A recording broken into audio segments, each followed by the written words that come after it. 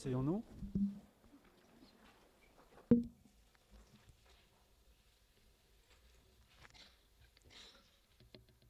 La lecture de la parole de Dieu se fera dans le livre de l'Apocalypse, chapitre 7, et nous lirons le verset 2 et le verset 3. Et je vis un autre ange qui montait du côté du soleil levant et qui tenait le sceau du Dieu vivant.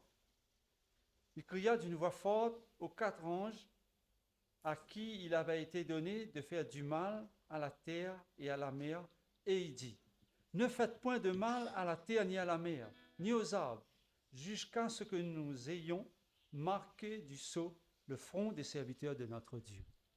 Que le Seigneur puisse bénir l'influence de sa parole dans notre cœur. Amen. Nous avons la joie d'avoir avec nous Michael. C'est un membre de notre église. Mais c'est une joie quand même de l'avoir avec nous, et c'est lui qui va nous parler de la part du Seigneur, et je lui souhaite la bienvenue avec son épouse et son fils.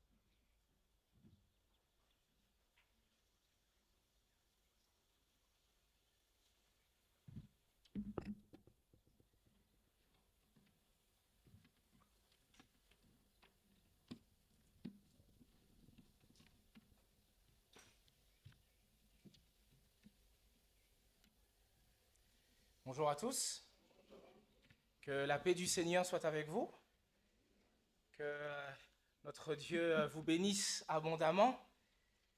Je suis content, je suis heureux, et en même temps j'ai cette lourde responsabilité de vous parler de ce thème aujourd'hui.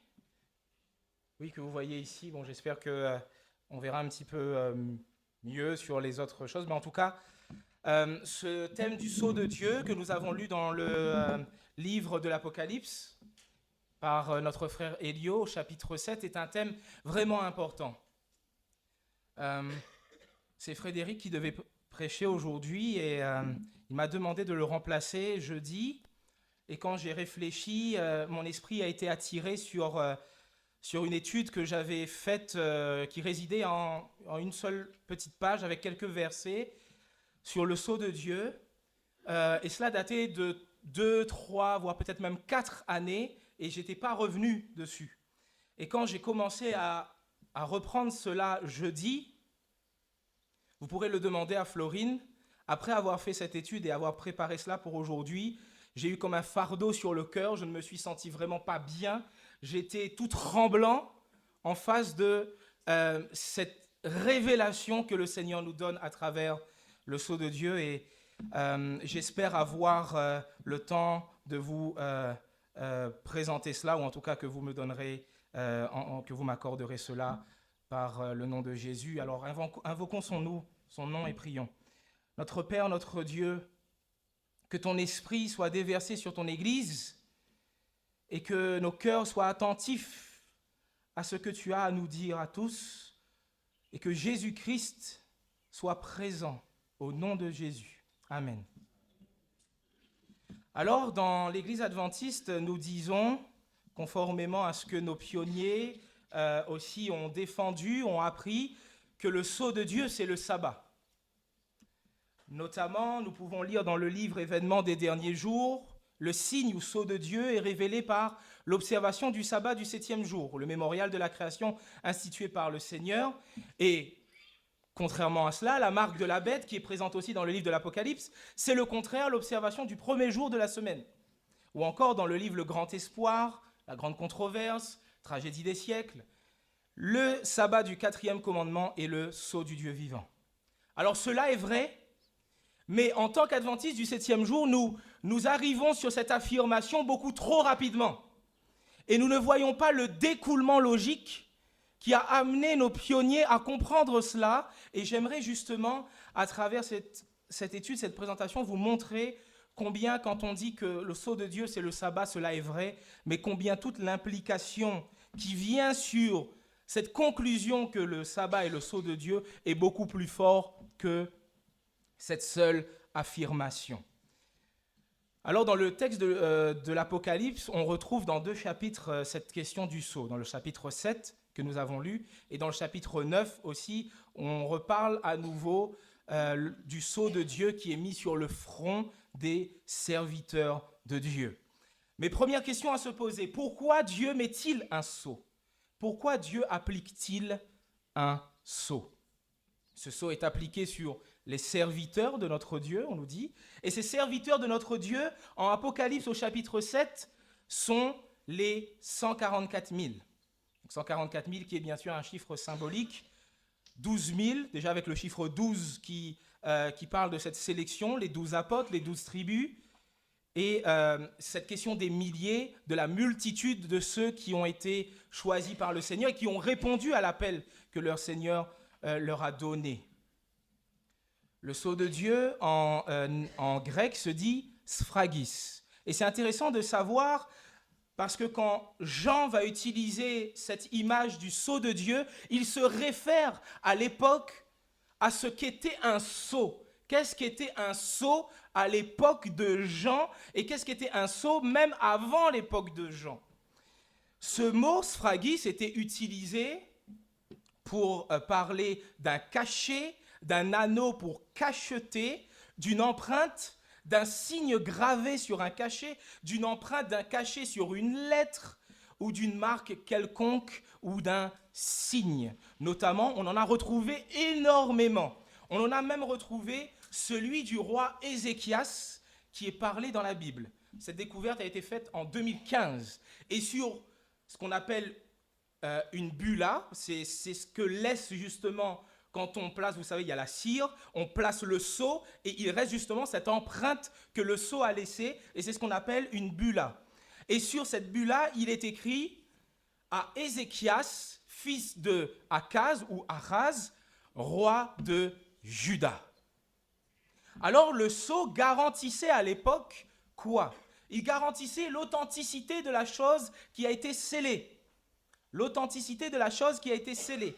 Elle garantissait la propriété de la chose à celui qui a scellé la dite chose. Et enfin, elle garantissait aussi une protection. Pourquoi une protection? Parce que si on scellait un document et que celui-ci était décellé, on voyait justement que quelqu'un était venu et qu'il l'avait décellé et qu'il avait soit essayé de voir le contenu de ce qui était à l'intérieur, donc cela montre une protection. Par rapport à nous et à Dieu, la garantie est la même. Le sceau de Dieu garantit qu'un chrétien est authentique, il est vrai, il est validé par Dieu. Il garantit la propriété de Dieu. Nous sommes ses enfants, nous sommes ses créatures. Et enfin, il garantit aussi la protection et le secours divin. Cela est notamment évoqué aussi dans le texte d'Ézéchiel, chapitre 8, chapitre 9, versets 3 à 6, que je vous affiche, qui parle aussi d'un sceau ou d'une marque. La gloire du Dieu d'Israël s'éleva du chérubin sur lequel elle était et se dirigea vers le seuil de la maison. Et il appela l'homme vêtu de lin et portant une écritoire à la ceinture. L'Éternel lui dit, passe au milieu de la ville, au milieu de Jérusalem, et fais une marque, où ça? Sur le front des hommes qui soupirent et qui gémissent à cause de toutes les abominations qui s'y commettent. Et à mes oreilles, il dit aux autres, passez après lui dans la ville et frappez, que votre œil soit sans pitié, et n'ayez point de miséricorde, donc un jugement qui s'abat. Tuez, détruisez les vieillards, les jeunes hommes, les vierges, les enfants et les femmes, mais n'approchez pas de quiconque aura sur lui la marque. Cela peut nous faire penser aussi à l'expérience qu'a vécue Noé. Dans le texte de Genèse au chapitre 7 au verset 16, il nous dit « Il entra, mâle et femelle de toute chair, comme Dieu l'avait ordonné à Noé ». Ça c'est concernant donc les hommes et les animaux qui entrent dans l'arche. Et puis on nous dit « Puis l'Éternel ferma la porte sur lui ». Ce qui est intéressant avec ce terme de « fermer la porte », c'est que dans le texte de Daniel au chapitre 12, il est dit « Daniel ferme ses paroles et scelle le livre ». Donc le fait de fermer est un équivalent aussi de sceller, comme si que Dieu, à l'époque de Noé, a scellé la porte de l'arche. Personne ne pouvait entrer, personne ne pouvait sortir, et alors qu'il y avait le jugement de Dieu qui se déversait sur la terre, Noé et sa famille étaient scellés dans l'arche. Alors, en revenant à cela peut nous faire penser aussi au texte de l'Apocalypse, qui parle aussi de cette protection que Dieu accorde. Apocalypse chapitre 22, versets 10 à 11. Et il me dit, donc dans le livre de l'Apocalypse, ne scelle point les paroles de la prophétie de ce livre. Intéressant. Dans le livre de Daniel, ce sont les paroles du livre de la prophétie qui sont scellées, mais les hommes ne sont pas scellés. Dans le livre de l'Apocalypse, les paroles de la prophétie ne sont pas scellées, mais ce sont les hommes qui sont scellés. Il y a comme un jeu entre les scellements qui sont faits dans le livre de Daniel et dans le livre de l'Apocalypse. Les hommes ne sont pas scellés dans le livre de Daniel, mais ils sont scellés dans le livre de l'Apocalypse. Les paroles de la prophétie sont scellées dans le livre de Daniel, mais ne le sont pas dans le livre de l'Apocalypse. Donc, ne scelle point les paroles de la prophétie de ce livre, car le temps est proche. Et voici la protection que Dieu donne, que celui qui est injuste soit encore injuste, que celui qui est souillé se souille encore, et que le juste pratique encore la justice, et que celui qui est saint se sanctifie encore. Donc ici, c'est comme le scellement que Dieu apporte concernant le juste qui pratique encore la justice, et celui qui est saint qui pratique encore la sainteté ou qui se sanctifie encore. Et justement, en parlant de justice, il y a un texte qui parle de justification et de sceau. C'est le texte de Romains 4 au verset 11 qui parle d'Abraham. Abraham reçut le signe de la circoncision comme sceau de la justice qu'il avait obtenu par la foi quand il était incirconcis afin d'être le père de tous les incirconcis qui croient pour que la justice lui fût aussi imputée. Regardez bien. D'un côté, on nous parle d'un signe, séméion en grec, et de l'autre côté d'un sceau, sphagis. Abraham a reçu le signe de la circoncision comme sceau de la justification qui s'obtient par la foi. Alors, question que l'on pourrait se poser. Vu que le texte d'Apocalypse chapitre 22 nous parle de justice et de sanctification, est-ce que le sceau de Dieu qu'il est parlé dans le livre de l'Apocalypse ne pourrait-il pas être la sanctification? Alors pour voir cela, il faut s'intéresser aux informations qui sont données concernant ceux qui reçoivent le sceau de Dieu, à savoir les 144 000. Ces 144 000, donc on les a bien précisés, en Apocalypse 7, verset 4, ils sont marqués du sceau de Dieu. Pour être sûr que ces 144 000 ne soient pas un chiffre, un nombre qui soit vraiment littéral, voyez que Jean entend le nombre de ceux qui avaient été marqués du sceau, 144 000, mais quand il voit, voici ce qu'il dit, Apocalypse chapitre 7, verset 9, « Après cela, je regardais et voici, il y avait une grande foule que personne ne pouvait quoi? Compter. » Alors, on voudrait dire à Jean, mais Jean, on peut compter ou on ne peut pas compter, vu qu'on a dit 144 000 juste avant. Donc on nous fait comprendre que 144 000, c'est un chiffre symbolique, nous faisant comprendre qu'on parle du peuple de Dieu, ici, qui fait partie de toute nation, de toute tribu, de tout peuple, de toute langue. Ils se tenaient devant le trône et devant l'agneau, revêtus de robes blanches et des palmes dans leurs mains. Alors ils sont marqués, on nous dit, sur le front. Les serviteurs de notre Dieu sont marqués sur le front. Et ce qui est intéressant, c'est que quand on veut retrouver ces 144 000, on les retrouve dans le texte d'Apocalypse au chapitre 14 et le verset 1. Et dans Apocalypse au chapitre 14, verset 1, les 144 000, dites-moi, qu'est-ce qu'ils ont sur leur front?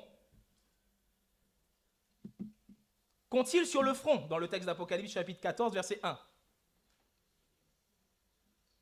Le texte le dit, ça veut dire que vous ne regardez pas le texte. Comment? Le nom de Jésus et du Père.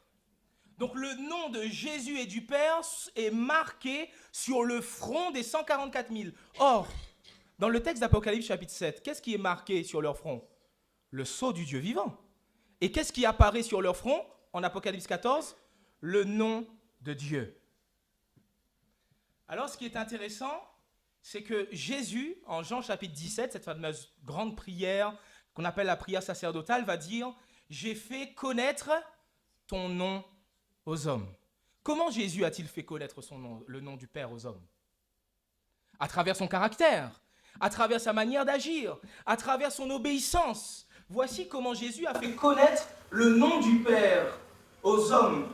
Jésus va dire en Matthieu au chapitre 5 au verset 48, « Soyez donc parfaits comme votre Père céleste est parfait. » Avoir le caractère du Christ et devenir à sa ressemblance, c'est exactement ce que l'on appelle la sanctification.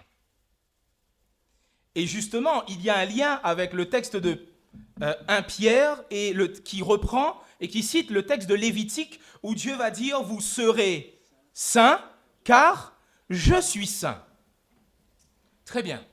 On avance là-dessus et on voit que la sanctification peut bien remplir ce rôle d'être le sceau de Dieu, conformément au fait que le nom de Dieu est appliqué sur le front des serviteurs de Dieu. Mais question tout de suite qui m'est venue en tête lors de cette étude et que je vous pose, à qui peut-on naturellement penser quand on parle du nom de Dieu écrit sur le front, sans parler des 144 000? N'y avait-il pas quelqu'un qui, à un moment donné dans son service, portait le nom de Dieu sur son front? Qui? Le souverain sacrificateur. Le souverain sacrificateur avait une tiare qu'il portait sur le front, comme nous dit clairement ce texte de Exode, chapitre 28, versets 36 à 38. « Tu feras une lame d'or pur et tu y graveras comme on grave un cachet. » Et à savoir que le mot caché ici, je vous mets le texte en grec ici, ceux qui connaissent le grec verront que voilà, ok, mais on retrouve le mot sphragus qu'on a vu avant qui est le sceau. Donc, tu graveras comme on grave un sceau, et où est-ce qu'est gravé ce sceau? Sur le front. Et qu'est-il écrit sur ce front? Sainteté à l'Éternel. Donc, on a un lien fort qui est fait d'un côté entre le nom de Dieu sur le front, comme les 144 000, et la notion de sainteté. Sainteté à l'Éternel, donc de sanctification. Mais allons encore plus loin pour voir si le sceau de Dieu correspond vraiment à la sanctification. Qui est celui qui scelle? Qui est la personne qui scelle les fidèles? Ok, mais en Dieu, nous savons que Dieu est Père, Fils et Saint-Esprit. Est-ce que c'est le Père qui est mort sur la croix? Ok, c'est Jésus qui est mort sur la croix. Donc qui est celui qui scelle? Ok, j'ai entendu? Le Saint-Esprit. Éphésiens chapitre 1 au verset 13. En lui, vous avez, vous aussi, après avoir entendu la parole de la vérité, l'évangile de votre salut, en lui, vous avez cru et vous avez été scellés du Saint-Esprit qui avait été promis. Alors, nos amis évangéliques vont croire avec ce texte traduit ainsi que le sceau de Dieu, c'est le Saint-Esprit. Alors que le texte grec, quand on le prend, c'est du datif qui est utilisé ici dans la grammaire grecque, ce qui signifie « vous avez été scellés par le Saint-Esprit », ce qui est correctement traduit notamment en Éphésiens 4 au verset 30, « N'attristez pas le Saint-Esprit de Dieu, par lequel vous avez été scellés pour le jour de la rédemption. » Donc le Saint-Esprit, c'est le scelleur. C'est celui qui vient sceller les croyants. Or, que fait notamment le Saint-Esprit? Romains chapitre 15 au verset 16, « La grâce de Dieu m'a été faite d'être ministre de Jésus-Christ parmi les païens, m'acquittant du divin service de l'évangile de Dieu, afin que les païens lui soient une offrande agréable, étant sanctifiés par le Saint-Esprit. » Que fait le Saint-Esprit? Il sanctifie. Donc, il opère quelle œuvre? La sanctification. Très bien. Confirmé aussi par le texte d'1 Corinthiens chapitre 6 au verset 11, « Mais vous avez été lavés, mais vous avez été sanctifiés, mais vous avez été justifiés au nom du Seigneur Jésus-Christ. » Mais par qui? Par l'Esprit de notre Dieu. Alors, donc si l'on reprend par rapport à ce qu'on a vu avec le signe et le sceau, Abraham avait reçu le signe de la circoncision comme sceau de la justification qui s'obtient par la foi. Le sceau de Dieu dans l'Apocalypse est alors indéniablement par rapport à ce que l'on a vu, le nom de Dieu écrit sur les fronts, ce nom qui correspond à ce nom qui était appliqué sur le souverain sacrificateur auquel était liée la sainteté et la sanctification. Alors le sceau de Dieu dans le livre de l'Apocalypse est alors indéniablement la sanctification. Mais, comme nous l'avons vu concernant Abraham et le sceau de la justification, ce sceau comportait un signe. Et ce signe était la circoncision.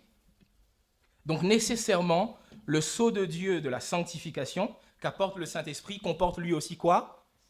Un signe. Et quel est-il? Cela ne peut être la circoncision. On pourrait dire peut-être pourquoi pas la circoncision, vu que la circoncision, pour Abraham et ceux qui ont vécu à son époque, c'était ce signe. Mais quand nous prenons le texte de Galates chapitre 5 au verset 6, on nous dit en Jésus-Christ, ni la circoncision ni l'incirconcision n'a de valeur, mais la foi qui est agissante par la charité. Et c'est quoi la foi qui agit par la charité? Paul y répond dans une autre épître où justement il parle des mêmes termes concernant l'incirconcision et la circoncision. 1 Corinthiens 7 verset 19, la circoncision n'est rien, l'incirconcision n'est rien, mais qu'est-ce qui est tout? C'est l'observation des commandements de Dieu. Se pourrait-il alors que les 10 commandements soient le signe du sceau de Dieu? Et alors, question à se poser, y a-t-il un lien entre le Saint-Esprit et la loi de Dieu? Et la loi de Dieu est-elle un signe pour le peuple? Ézéchiel au chapitre 36, versets 26 à 27, nous dit ceci. « Je vous donnerai un cœur nouveau. » Voyez, Ézéchiel parle de ça, il parle de la nouvelle alliance. Je vous donnerai un cœur nouveau. Je mettrai en vous un esprit nouveau. J'ôterai de votre corps le cœur de pierre et je vous donnerai un cœur de chair. Je mettrai en vous quoi? Mon esprit. Ok, je mettrai mon esprit en vous. Donc l'esprit de Dieu. Et je ferai en sorte que vous suiviez mes ordonnances et que vous observiez et pratiquiez mes lois. Le texte d'Hébreux chapitre 8 verset 10 va aussi dans ce sens-là concernant la nouvelle alliance. Mais voici l'alliance que je ferai avec la maison d'Israël. Après ces jours-là, dit le Seigneur, je mettrai mes lois dans leur esprit et je les écrirai dans leur cœur. Donc il y a un lien indéniable entre le Saint-Esprit, l'œuvre de sanctification qu'opère le Saint-Esprit et l'observation des commandements de Dieu. Car celui-ci, à savoir le Saint-Esprit, est le seul qui peut nous donner la force d'observer les commandements de Dieu. Il y a aussi ce texte de Deutéronome chapitre 6, versets 4 à 8. « Écoute Israël, l'Éternel notre Dieu est le seul Éternel, ou l'Éternel notre Dieu est un. Tu aimeras l'Éternel ton Dieu de tout ton cœur, de toute ton âme, de toute ta force. Et ces commandements que je te donne aujourd'hui seront dans ton cœur. Tu les inculqueras à tes enfants, tu en parleras quand tu seras dans ta maison, quand tu iras en voyage, quand tu te coucheras, quand tu te lèveras. Tu les liras comme quoi? Comme quoi? C'est pas bien écrit. Comme un signe sur tes mains, et ils seront comme des frontaux entre tes yeux. Donc on a la notion de main parce qu'il y a l'application de la loi, et on a la notion de front comme le sceau de Dieu. Le problème, c'est qu'il faut savoir que le thème qui est discuté dans les 10 commandements n'est pas unique à la loi de Dieu qui a été rappelée au mont Sinaï. Notamment, de nombreux spécialistes et historiens du Proche-Orient ancien disent clairement qu'il existe des rapprochements importants entre les 10 commandements et d'autres lois qui ont été données dans le Moyen-Orient ancien. Notamment, l'un des plus grands s'appelle le Code d'Hammurabi. Hammurabi, c'était un grand roi de Babylone au XVIIIe siècle avant Jésus-Christ. Et on retrouve dans ces codes moraux plein d'interdictions que l'on retrouve aussi dans le livre de l'Ancien, qu'on retrouve aussi dans les 10 commandements. Notamment, on retrouve l'interdiction du meurtre, du vol, des faux témoignages, de l'adultère, du respect de l'ordre familial, de la protection de la propriété. Cela n'est pas étonnant, mes amis, que dans d'autres lois qui étaient pourtant dans des milieux païens, on retrouve des codes moraux. Pourquoi? Paul nous le dit bien en Romains chapitre 2, versets 14 et 15. Quand les païens qui n'ont pas la loi font naturellement ce qui est prescrit par la loi, ils sont eux-mêmes eux qui n'ont pas la loi, ils sont pour eux-mêmes une loi. Ils montrent que l'œuvre de la loi est écrite dans leur cœur, leur conscience en rendant témoignage et leurs pensées s'accusant ou se défendant tour à tour. Donc c'est normal que dans d'autres peuples, Dieu a donné à travers aussi son esprit cette loi et des principes moraux qui ont été répercutés dans d'autres peuples. Cela n'est pas étonnant. Mais il y aurait-il alors dans la loi de Dieu un signe bien distinctif que l'on ne retrouve nulle part ailleurs? Et nous l'avions dit, oui, et c'est là que nous arrivons au sabbat. Ézéchiel chapitre 20, verset 20, « Sanctifiez mes sabbats, et qu'ils soient entre moi et vous, quoi? Un signe auquel on connaisse que je suis l'Éternel, votre Dieu. » Ou encore, Exode chapitre 31, verset 12 à 13, et aussi on peut voir le chapitre 20 d'Ézéchiel encore et le verset 12, l'Éternel parla à Moïse et dit, « Parle aux enfants d'Israël et dis-leur, vous ne manquerez pas d'observer mes sabbats, car ce sera entre moi et vous, et parmi vos descendants, quoi? Un signe. » Et là, regardez bien, un signe auquel on connaîtra que je suis l'Éternel qui fait quoi? Qui vous sanctifie. N'avons-nous pas parlé de sanctification juste avant? N'avons-nous pas parlé de la sanctification comme étant le sceau de Dieu? Allons encore plus loin concernant ce sabbat comme étant le signe de Dieu. Et revenons sur cette bulle du roi Ézéchias. Nous retrouvons quoi concernant ce sceau du roi Ézéchias? Nous retrouvons Ézéchias, roi de Juda. Donc nous voyons qu'un nom est donné, un titre et une fonction, et enfin un territoire ou la juridiction de contrôle du roi Ézéchias. Et nous retrouvons dans le commandement du sabbat, Exode 20, versets 8 à 11, exactement cette même chose. Nous retrouvons le nom de Dieu, Yahweh, nous retrouvons son titre et sa fonction, Dieu, le Créateur, et son territoire ou sa juridiction, les cieux, la terre, la mer, bref, l'univers. Si nous faisons maintenant, si nous résumons un petit peu, celui qui scelle, on a dit c'est qui? Le Saint-Esprit. Le sceau de Dieu, alors, du livre de l'Apocalypse, c'est quoi? La sanctification. Cette sanctification est nécessairement, conformément au texte de Romains chapitre 4, suivie d'un signe, et ce signe, c'est le sabbat. Et mes amis, c'est important de comprendre cela. Dire trop rapidement que le sabbat, c'est le sceau de Dieu, c'est croire que nous qui sommes ici ce matin, nous sommes scellés. Alors si nous allons rapidement comme ça, nous sommes dans l'erreur. Parce que nous faisons trop vite un raccourci. Pensez au texte que l'on a vu justement concernant Abraham. Il avait le sceau de la justification, et ce sceau de la justification était signifié par quoi? La circoncision. Est-ce que toutes les personnes du temps d'Abraham qui étaient circoncis avaient le sceau de la justification? Non. C'est la même chose nous concernant avec le sabbat.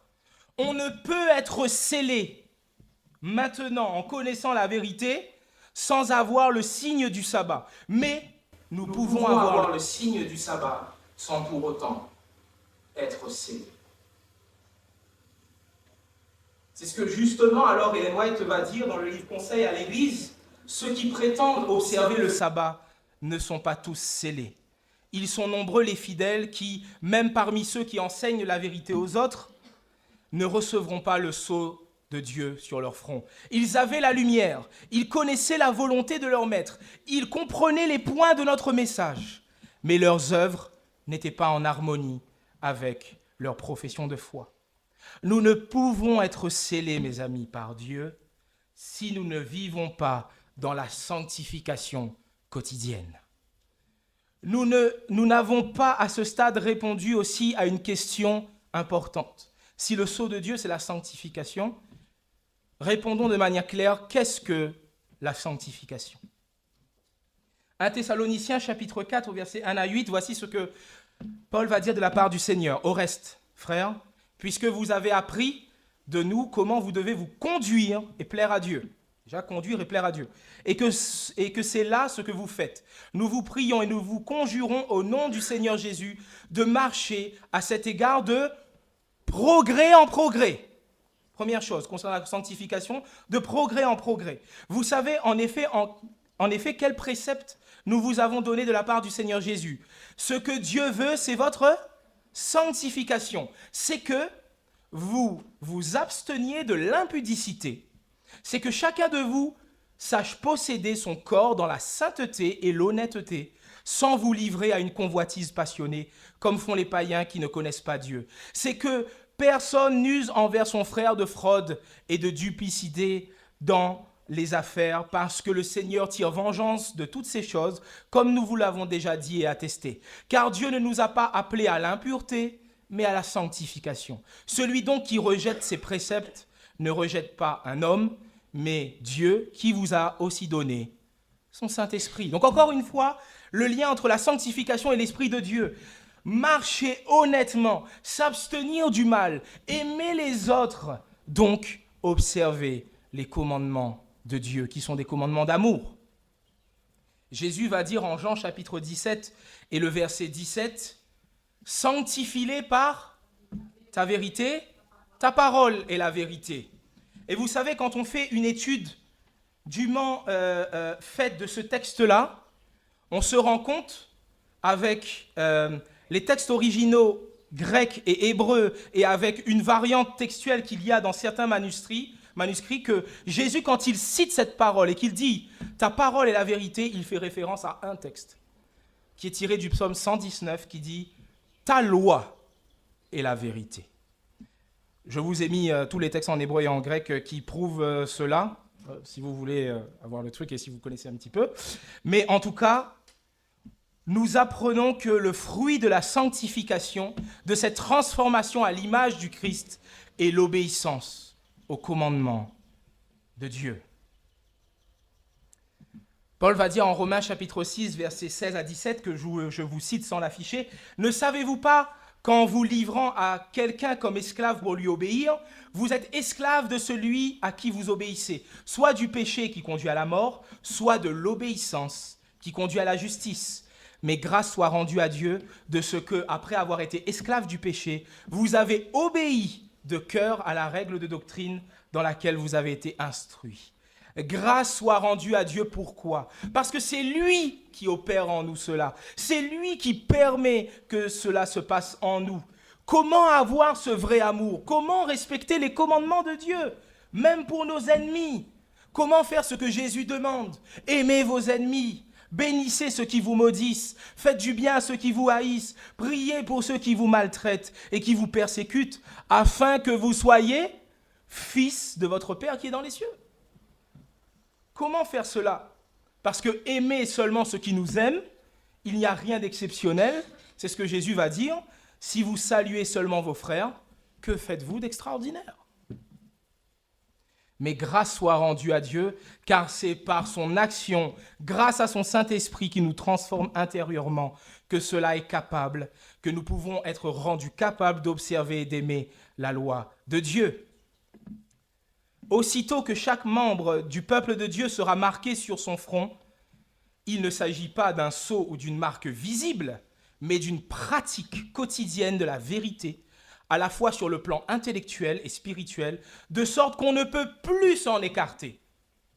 C'est ce qu'on parle dans le texte du livre de l'Apocalypse, chapitre 22, que celui qui est juste se justifie encore, que celui qui est saint pratique encore la sainteté ou se sanctifie encore. Aussitôt que le peuple de Dieu sera scellé et préparé pour le crible, alors il, Jésus, viendra. Et en fait, cette phase a déjà commencé. Si d'un côté nous avons comme signe ou sceau de Dieu ce sabbat, à travers cette sanctification que le Saint-Esprit opère, d'un autre côté, le livre de l'Apocalypse, nous avons parlé au tout début, parle aussi de la marque de la bête, qui est apposée soit sur le front, soit sur la main de ceux qui adorent la bête. Et quand on fait cette comparaison entre le sceau de Dieu et la marque de la bête, on en vient facilement à comprendre que, comme le sceau de Dieu est signifié par l'observation d'un jour qui est celui du sabbat, la marque de la bête est alors elle-même signifiée par l'observation d'un jour, mais ce jour-là usurpe celui du sabbat. Alors ce cette marque est facilement reconnaissable quand nous faisons cette étude à l'observation du dimanche. Alors que l'observation du sabbat rend hommage au Créateur du ciel et de la terre, l'observation du dimanche rend hommage à une toute autre personne. Notamment dans ce livre qu'a écrit un évêque du 19e siècle qui s'appelle Monseigneur Ségur. Il a écrit ce livre qui s'appelle Plain Talk About Protestantism of Today, qui signifie comme un discours, on va dire, de confrontation avec le protestantisme d'aujourd'hui. Voici ce qu'il va écrire. Il vaut la peine de rappeler, donc il fait partie de l'Église catholique romaine, il vaut la peine de rappeler que cette observation du sabbat, en laquelle consiste après tout le seul culte protestant, parce qu'en fait dans son livre, il s'attaque aux protestants, non seulement n'a aucun fondement dans la Bible, mais qu'elle est en flagrante contradiction avec sa sainte lettre, qui ordonne le repos le jour du sabbat, c'est-à-dire le samedi. C'est l'Église catholique romaine qui, par l'autorité de Jésus-Christ, a transféré ce repos au dimanche en la mémoire de la résurrection de notre Seigneur. Donc, il en conclut, cet évêque conclut que l'observation du dimanche par les protestants est un hommage qu'ils rendent à qui? À Jésus? À Dieu? Au Créateur? Non, à l'autorité de l'Église catholique romaine. Pourquoi? Parce que ce n'est pas Dieu qui a institué ce jour, mais bien l'Église catholique romaine. Ici, le changement est assumé. Quand on observe le dimanche, c'est un hommage que l'on rend à l'autorité de l'Église romaine, alors qu'il n'y a aucun fondement biblique, et c'est ce que cet évêque dit. Alors que l'Écriture, au contraire, ordonne le repos le jour du sabbat. Et on se retrouve donc face à deux commandements d'origine différente et qui s'opposent. D'un côté, le commandement de Dieu, et de l'autre côté, le commandement de l'Église romaine. Le commandement de Dieu dit « Souviens-toi du jour du sabbat pour le sanctifier ». Le commandement de l'Église romaine dit, au catéchisme de l'Église catholique, numéro 2186, les chrétiens sanctifieront encore le dimanche. Alors que le commandement de Dieu dit, vous ne manquerez pas d'observer mes sabbats, le commandement de l'Église romaine dit, à son numéro 2191, le dimanche doit être observé dans l'Église tout entière. Nous sommes alors, en notre âme et conscience, tous et toutes mis devant un choix d'obéissance. Obéir au commandement de Dieu ou obéir au commandement de l'homme. Et tout ça se repose sur un conflit d'adoration. Ce conflit d'adoration entre soit le vrai Dieu, soit la bête. Apocalypse au chapitre 14 parle de ce message des trois anges où ce premier ange dit « Craignez Dieu, donnez-lui gloire car l'heure de son jugement est venue. » Et adorez qui? Est-ce qu'on dit juste adorer Dieu? Adorer, on précise bien qui est celui qu'on doit adorer. Le Créateur du ciel, de la terre, de la mer, des sources d'eau. Alors que de l'autre côté, le troisième ange parle des personnes qui adorent qui est-ce? La bête, et qui finalement reçoivent la marque de la bête parce qu'ils adorent celle-ci. Comment savoir si l'on adore le vrai Dieu? Justement, Dieu a laissé nécessairement un signe pour cela. Et ce signe, c'est le sabbat, qu'on a vu en Ézéchiel chapitre 28, où Dieu va dire, c'est aussi un signe qu'on reconnaît que je suis l'Éternel, votre Dieu. C'est à travers ce signe qu'on reconnaîtra que je suis l'Éternel, votre Dieu. Mais attention, maintenant ayant dit tout cela, il ne faut ni dire, ni croire, ni penser que tous ceux qui ont observé le dimanche, ou tous ceux qui l'observent, sont dans le péché et qu'ils ont reçu ou reçoivent actuellement la marque de la bête. Parce que cela est faux. Ellen White le dit aussi clairement, il est vrai que les chrétiens des générations passées ont observé le dimanche, convaincus que c'était le jour du repos prescrit par la Bible. Il y a actuellement dans toutes les confessions, même sans excepter la communion catholique romaine, de vrais chrétiens qui croient honnêtement que le dimanche est d'institution divine. Et que fait Dieu, mes amis? Il les rejette, il les juge, il les bannit. Que fait Dieu? Il agrée leur sincérité et leur fidélité. Là, nous voyons l'amour de Dieu et sa bonté, qui, alors que des personnes croient sincèrement faire la volonté de Dieu et qui n'ont pas encore reçu cette lumière sur ce sujet, sont pleinement bénis et sont reçus dans les bras d'amour de notre Sauveur. Mais un jour, mes amis, la lumière sera donnée à tous. Et on en parle justement de cela. Si la lumière de la vérité vous a été présentée, faisant connaître le sabbat prescrit dans le 4e commandement, et vous montrant que l'observation du dimanche ne repose sur aucun fondement dans la parole de Dieu, et que malgré cela, vous restiez attachés au faux sabbat, à savoir celui du dimanche, refusant de respecter le jour que Dieu appelle mon saint jour, vous recevrez ou vous recevez la marque de la bête. C'est aussi là où nous devons comprendre que si d'un côté l'observation du sabbat ne garantit pas l'application du sceau de Dieu, d'un autre côté, le sceau de Dieu décrit dans le livre de l'Apocalypse ne peut être apposé sur le front de ceux qui ne respectent pas le jour béni et qui donnent l'autorité à celui qui a créé le ciel, la terre et la mer. J'en ai presque terminé. En revenant sur le texte d'Ézéchiel, chapitre 9, verset 4, on nous dit que la marque ou le sceau de Dieu est appliqué sur les hommes qui font quoi? Qui soupirent, qui gémissent à cause de toutes les abominations qui se commettent. Mes amis, un temps viendra où la justice de Dieu se manifestera d'une manière claire et solennelle. Et en ce jour, ceux qui appartiennent véritablement à Jésus ne passeront pas inaperçus. Ils ne seront pas reconnus par leur force, ni par leur influence, ni par leur apparence qui dépasse celle des autres, mais par quelque chose de beaucoup plus profond, par une peine intérieure, un fardeau dans le cœur pour ce qui se passe autour d'eux. Ce fardeau ne les rendra pas indifférents. Ce fardeau s'exprimera par des larmes, par des prières, par des appels à revenir à Dieu, par des avertissements parfois difficiles à entendre, mais portés par l'amour que nous avons pour les autres. Pendant ce temps, beaucoup choisiront une autre voie. Ils tourneront leurs yeux vers le mal. Ils excuseront ce qui ne devrait pas être excusé. Ils s'habitueront au péché jusqu'à le rendre normal. Mais ceux qui aiment vraiment Dieu, ceux qui portent son cœur et qui aiment les âmes, ne pourront pas faire semblant. Ils ne se tairont pas simplement pour être acceptés. Jour après jour, ils seront touchés, attristés par ce qu'ils voient et ce qu'ils entendent autour d'eux. Non pas avec orgueil, mais avec douleur. Parce qu'ils savent qu'ils ne peuvent pas à eux seuls arrêter le mal qu'ils progressent. Et cela les brise, cela les pousse à s'approcher et à s'accrocher à Dieu, à pleurer devant lui et à intercéder.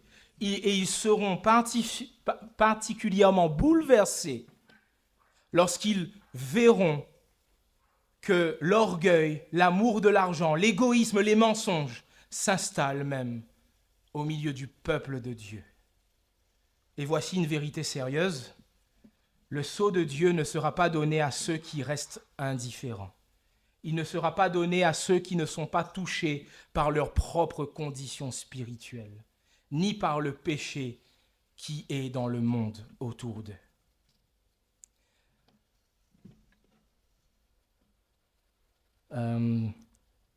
C'est pas fait exprès pour que ça me ressemble. Hein?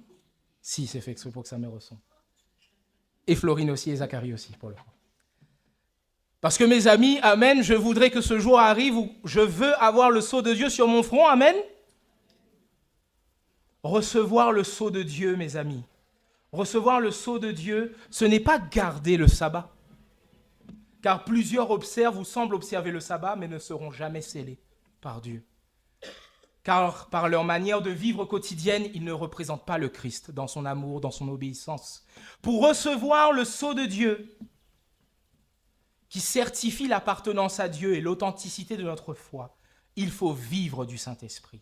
Il faut veiller et prier et avoir cette relation quotidienne avec lui. Et cette relation quotidienne possède un signe, qui est le sabbat. Donc le sabbat est non négligeable et porte en lui-même l'adoration du seul vrai Dieu, créateur du ciel et de la terre. Mais le scellement se base sur notre sanctification, donc notre transformation à l'image du Christ. Posons-nous ces dernières questions. C'est le dernier diaporama que je vous montre. Comment recevoir le sceau de Dieu, mes amis? il ne faut pas faire ceci ou faire cela. Mais pour recevoir le sceau de Dieu, il faut avoir une relation avec celui qui scelle. Et celui qui scelle, c'est le Saint-Esprit. Avoir une relation avec celui qui scelle. Posons-nous maintenant les questions suivantes que j'ai prises dans le livre « Pas à pas vers un réveil spirituel » de Helmut Hobel, qui dit ceci. « Puis-je constater les effets du Saint-Esprit dans ma vie ?» C'est des questions personnelles. Est-ce que je commence à percevoir la voix du Saint-Esprit et à la comprendre? Peut-il me guider dans les décisions de ma vie? Un amour renouvelé pour autrui a-t-il pris naissance en moi? Est-ce que le Saint-Esprit me donne de la compassion et un réel souci pour des personnes que naturellement je ne choisirais pas comme amis? Est-ce que je fais l'expérience que le Saint-Esprit m'aide dans mes relations? Par exemple, en me faisant trouver les bonnes paroles pour toucher quelqu'un quand il est triste ou qu'il a des problèmes.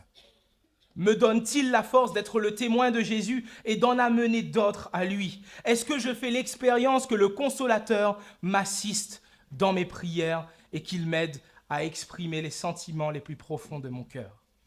Un pasteur chrétien évangélique du XXe siècle, du nom d'Aiden Wilson Tozer, a fait une déclaration que je trouve fabuleuse, merveilleuse.